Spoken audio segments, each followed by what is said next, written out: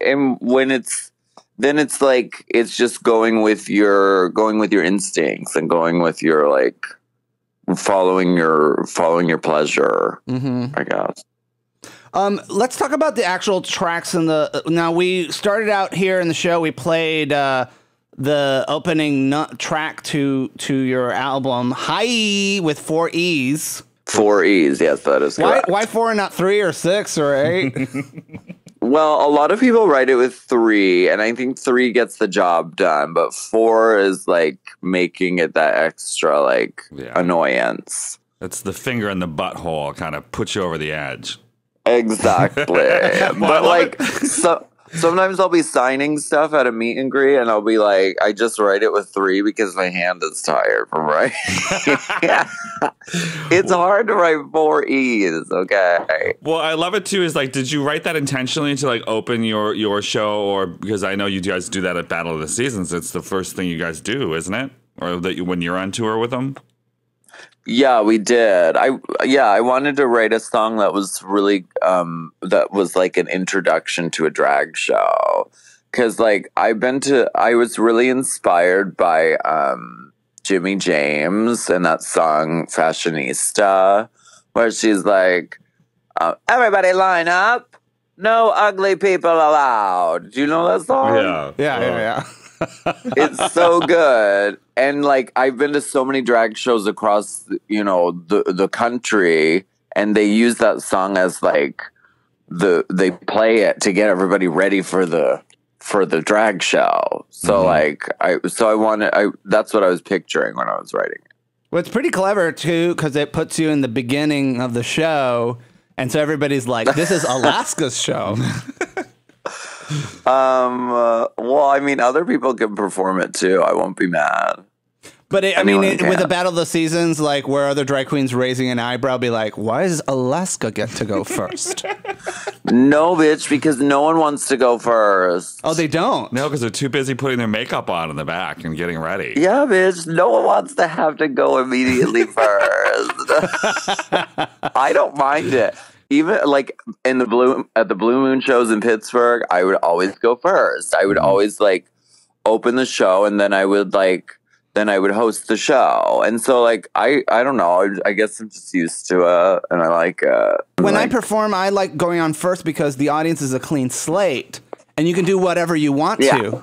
They don't realize that. They're all like petrified. Right. A lot of performers are petrified of the fact that the audience is cold. Yeah, and the bar is set so low because you have a stage with nothing on it, and then you come out, so it's, anything's up from there.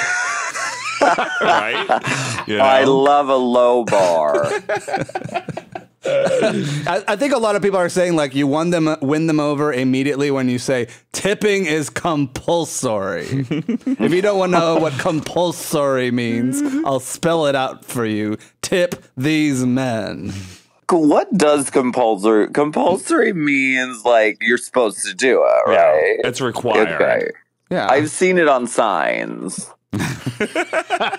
Oh, in drag bars, tipping is compulsory? Never in a drag bar do you see that. I love it. But no, you should tip everywhere. You should, like, whenever you can. Like, always tip your waiters. Always tip your coffee person, even if they're just pouring you a coffee.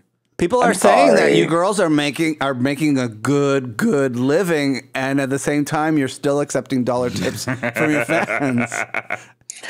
It's a gesture, I think. Yeah. And it's an interaction, because like a drag show is only, I mean, you're only on stage for like 4 minutes. I like to be on stage for 7 minutes, 7 minutes in heaven.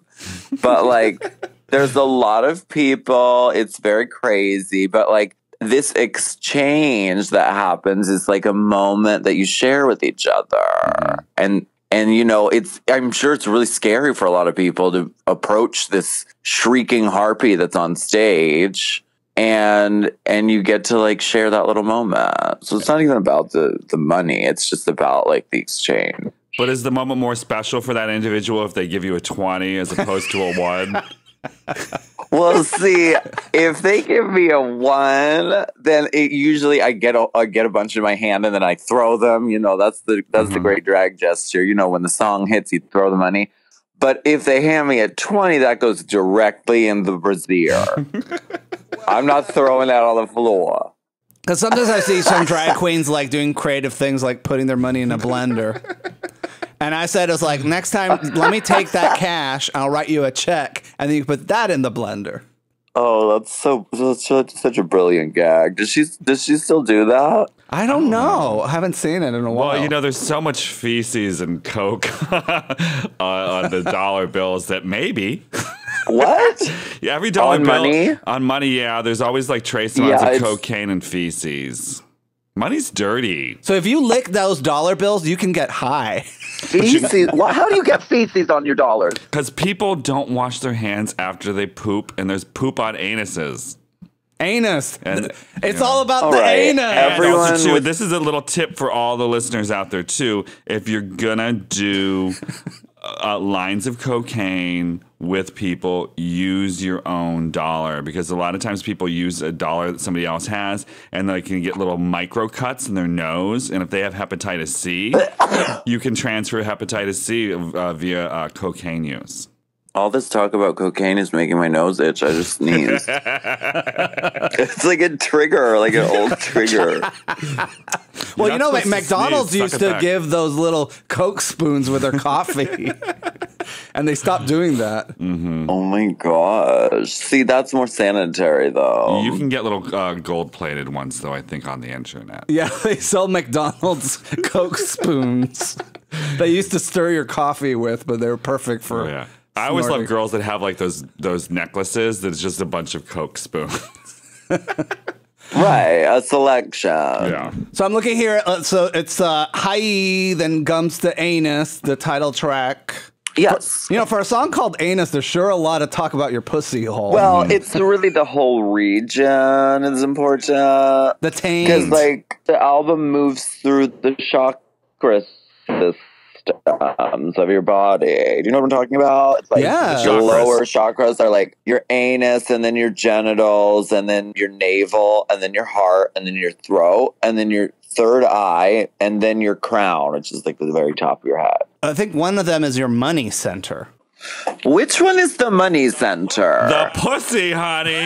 Because as long as you got a pussy, you got money in your wallet. Okay? Honey, I know that's your money center. That's just a little joke I heard from a whore. As long as you got a pussy, you got money in your wallet. I gotta breathe, baby. Hold on a second. I'm gonna... Now, your song Pussy. I have to say I love your music, and it's at the same time, you are such a brilliant person for naming them Pussy, Anus. Anybody doing an interview with you must be this wonderful gag. No, it's cool. And it just turned out that way. I had a song that I wrote just because I say I love your pussy all the time to people. Because when people say I love you, like fans or whatever, and I don't know them well enough to say I love you back, because we just met. Mm-hmm. So I say I love your pussy instead.